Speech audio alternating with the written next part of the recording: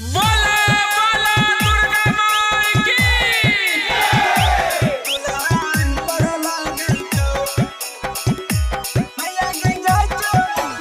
Music by DJ Mithu, Raja Personi.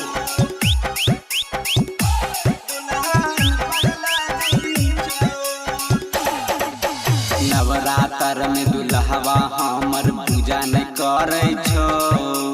Navratra में दुल्हवा हमर पूजा नहीं करे छो।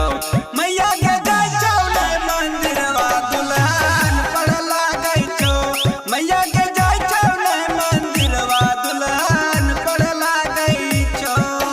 नवरात्र में दुल्हवा हमर पूजा नहीं करे छो। नवरात्र में दुल्हवा हमर पूजा नहीं करे छो। मैया के जाय छौ ने मंदिरवा दुल्हन पड़ लागै छो।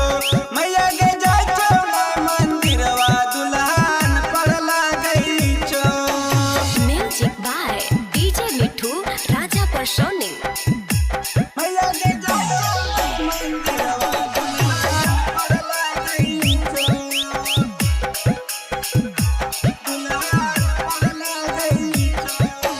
मैया दुर्गा के जतिये भवनवा दोनों मिली मंगतिये ललनवा।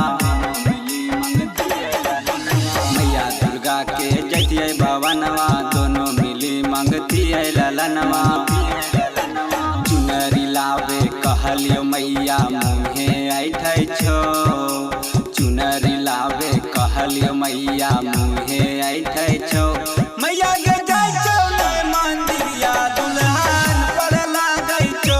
मैया के जाय छौ ने मंदिरिया दुल्हन पड़ लागै छो। Music by DJ Mithu, Raja Personi. मैया के जाय छौ ने मंदिरवा दुल्हन पड़ लागै छो। दुल्हन पड़ लागै छो।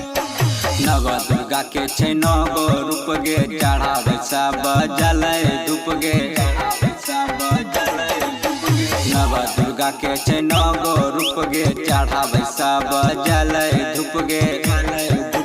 सुन गे मैया जगस्वर के बतिया कबो नहीं मानौ हो। सुन गे मैया जगस्वर के बतिया कबो नहीं मानौ हो। मैया के जाय छौ ने मंदिरिया दुल्हन पड़ लागै छो।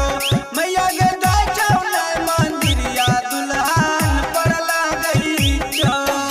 लाडली रिकॉर्डिंग स्टूडियो चौसा बाजार।